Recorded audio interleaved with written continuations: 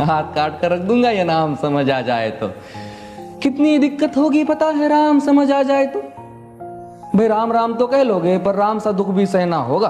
पहली चुनौती ये होगी कि मर्यादा में रहना होगा।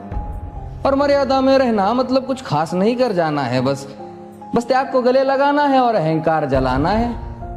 अब अपने राम लला के खातिर इतना ना कर पाओगे और शबरी का जूठा खाओगे तो पुरुषोत्तम कहलाओगे। काम क्रोध के भीतर रहकर तुमको शीतल बनना होगा। बुद्ध भी जिसकी इच्छाओं में बैठे वैसा पीपल बनना होगा ये सब कुछ, और वो भी शून्य में रहकर प्यारे। तभी तुमको पता चलेगा कि कितने अद्भुत राम हमारे। सोच रहे हो कौन हूं मैं? चलो बता ही देता हूं। तुमने ही तो नाम दिया था मैं पागल कहलाता हूं। नया नया हूं यहाँ पे तो ना पहले किसी को देखा है। वैसे तो हूं त्रेता से, मुझे कृष्ण किसी ने कलयुग भेजा है। भाई बात वहां तक फैल गई है कि यहाँ कुछ तो मंगल होने को है कि भरत से भारत हुए राज में, सुना है राम जी आने को है। बड़े भाग्यशाली हो तुम सब। वहां पे सब यही कहते हैं कि हम तो राम राज्य में रहते थे पर इन सब में राम रहते हैं। यानी तुम सब में राम का अंश छुपा है, मतलब वो तुम में आते हैं रहने। सच है या फिर गलत खबर? अगर सच्ची है तो क्या कहने, तो सबको राम पता ही होगा। घर के बड़ों ने बताया होगा। तो बताओ फिर कि क्या है राम।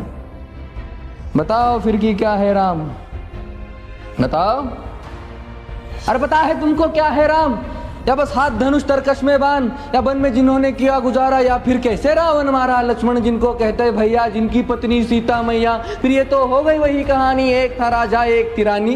क्या सच में तुमको राम पता है, या वो भी आकर हम बताए?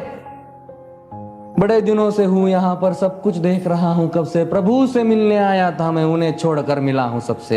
एक बात कहूं अगर बुरा ना मानो, नहीं तुम तुरंत ही क्रोधित हो जाते हो। पूरी बात तो सुनते भी नहीं, सीधे घर पर आ जाते हो। ये तुम लोगों के नाम जपो में पहले सा आराम नहीं। ये तुम लोगों के नाम जपो में पहले सा आराम नहीं। इस जबरदस्ती के जय श्री राम में सब कुछ है, बस राम नहीं।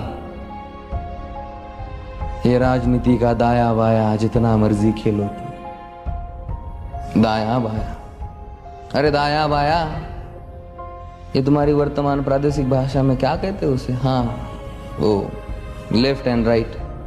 ये राजनीति का दाया बाया जितना मर्जी खेलो तुम चेतावनी को, लेकिन मेरी अपने जहन में डालो तुम। निजी स्वार्थ के खातिर अगर कोई राम नाम को गाता हो तो खबरदार अगर जुर्रत की और मेरे राम को बांटा तो। भारत भू का कवि हूं मैं, तभी निडर हो कहता हूं राम है मेरी हर रचना में। मैं बजरंग में रहता हूं, भारत की नींव है कविताएं और सत्य हमारी बातों में। तभी कलम हमारी तीखी और साहित्य हमारे हाथों में। तो सोच समझ कर राम कहो तुम। ये बस आतिश का नारा नहीं, जब तक राम हृदय में नहीं तुमने राम पुकारा नहीं। राम कृष्ण की प्रतिभा पर पहले भी खड़े सवाल हुए। ये लंका और ये कुरुक्षेत्र यूं ही नहीं थे लाल हुए। अरे प्रसन्न हंसना भी है और पल पल रोना भी है राम। सब कुछ पाना भी है और सब पाकर खोना भी है राम। ब्रह्मा जी के कुल से होकर जो जंगल में सोए हो, जो अपनी जीत का हर्ष छोड़ रावण की मौत पे रोए हो। शिव जी जिनकी सेवा खातिर मारुत रूप में आ जाए। शेष नाग खुद लक्ष्मण बनकर जिनके रक्षक हो जाए। और तुम लोभ क्रोध अहंकार छल कपट सीने से लगा कर सो जाओगे तो कैसे भक्त बनोगे उनके, कैसे राम समझ पाओगे? अघोर क्या है पता नहीं और शिव जी का वरदान चाहिए। ब्रह्मचर्य का इल्म नहीं ने भक्त स्वरूप हनुमान चाहिए।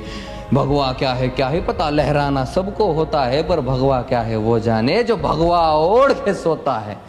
राम से मिलना, राम से मिलना, राम से मिलना है ना तुमको, निश्चित मंदिर जाना होगा पर उससे पहले भीतर जा संग अपने राम को लाना होगा। जय सिया राम। और हाँ, अवधपुरी का उत्सव है, कोई कसर नहीं, सब खूब मनाना। मेरे प्रभु है आने वाले, रथ को उनके खूब सजाना।